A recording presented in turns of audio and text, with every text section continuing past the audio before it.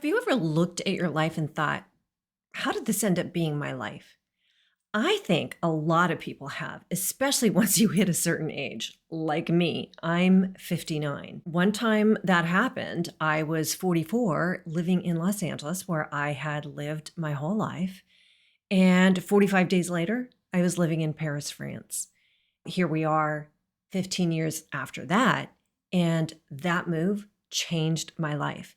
And what I'm talking about is in ways far beyond the obvious. Hi, I'm Jerry, and this is Equal Opportunities, where we decide what it means to be over 50. Midlife isn't a finish line, it's a starting line. If you're tired of living by rules that no longer apply, or maybe never did, you're in the right place. From career to health to beauty to spirit, this is where we choose what the rest of our lives gets to be. When I was 44, I was living in LA, and from the outside, everything looked fine. And it was fine. But inside, I had that feeling. It started because I no longer loved the place where I was living. Yes, I liked it and it was fine, but I didn't love it the way that I did when I'd first moved in. This happens to a lot of people in a lot of different areas of life, and it had happened to me in areas of my life before. Usually, what I did at that point in my life was I would just try to make the best of things. I would just ignore it or try to rationalize and say, well, you can't always love it, and the honeymoon always ends. But here's the question: can't I always love it? And does the honeymoon always end? So at that time, I sat quiet and I let myself feel the questions that came up. Like, how did I get here? And is this where I'm supposed to be? Is this really the life that I'm meant to be living? And in that moment, I realized something, and it was something really uncomfortable. Those questions that were coming up, those were not questions. They were feelings. And I realized this wasn't where I wanted to be. And it was not all I wanted out of my life at that moment. Now I experience that moment and those feelings all the time, and I let myself have them. I'm so glad I do, because that recognizing that experience is the basis for creating an intentional life. But I'll get into that later. So, letting myself feel those uncomfortable feelings of dissatisfaction without any judgment, that started a chain of events. So, what I did was I asked myself what I did want. Moving to Paris did not come up immediately. I'm an American. I work in the US. I've lived my whole life in Los Angeles. Back then, and it was 2011, there were no digital nomads. That term didn't even exist. And it was way before COVID, where nobody was doing video calls for business. But at that time, I did not talk myself out of being uncomfortable.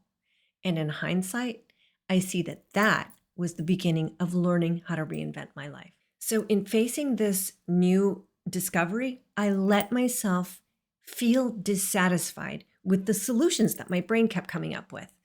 And I kept asking questions.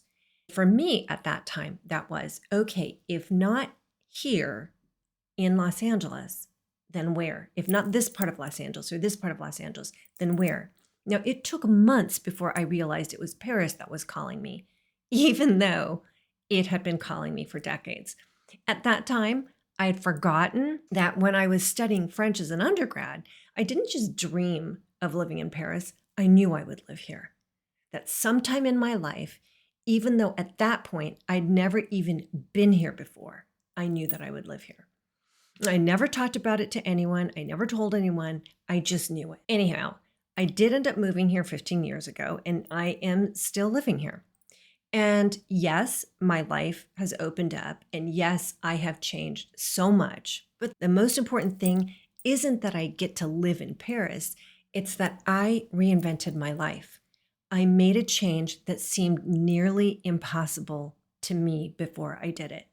And as a result, I learned that I can create a life that aligns with what I've always known would bring me fulfillment. The most valuable thing I got from my move to Paris is not the croissant or the wine or the art or architecture, although all those things are great. It's the realization that I know what I want. And the voice that tells me what that is, it often starts by telling me it's uncomfortable, that it's dissatisfied with what is going on right now.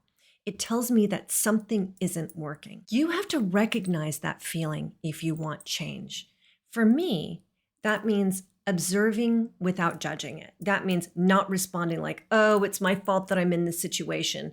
I got this because I did this or I didn't do that. Instead, I'll just simply feel, okay, this doesn't work anymore. Thanks for the message, self. Because that's when you can start asking yourself the fun questions like, okay, what do I want? After moving to Paris, I realized that I can do this in any area of my life, not just where I live, but what I do for work, who I choose to spend time with. Things like, does this reaction still suit me? Or do the thoughts that I'm having, do they help me or do they hurt me? So this is what I know at 59 that I didn't know at 30 or even 40. Acknowledging what feels right for you and what doesn't, that is the basis for creating an intentional life. At any point in your life, you can decide to try something different. You can try a new habit. You can try a new environment. You can try a new way of thinking about yourself. You could try becoming somebody even just slightly different. And that idea eventually became a simple philosophy for me. Just try. You don't have to have it all figured out. You don't have to know how things will turn out. You just have to be willing to experiment with your life. If you're feeling uncomfortable because maybe what you've got isn't what you want, I want you to know something. That moment might actually be the beginning of something new. Reinvention starts with a simple observation, a recognition, a decision, one small experiment, the one moment where you decide to just try something different. If you're interested in creating an intentional life that actually excites you, especially in the second half of life, subscribe, because we're going to explore a lot of that together. And in the meantime, just try. I'll see you next time.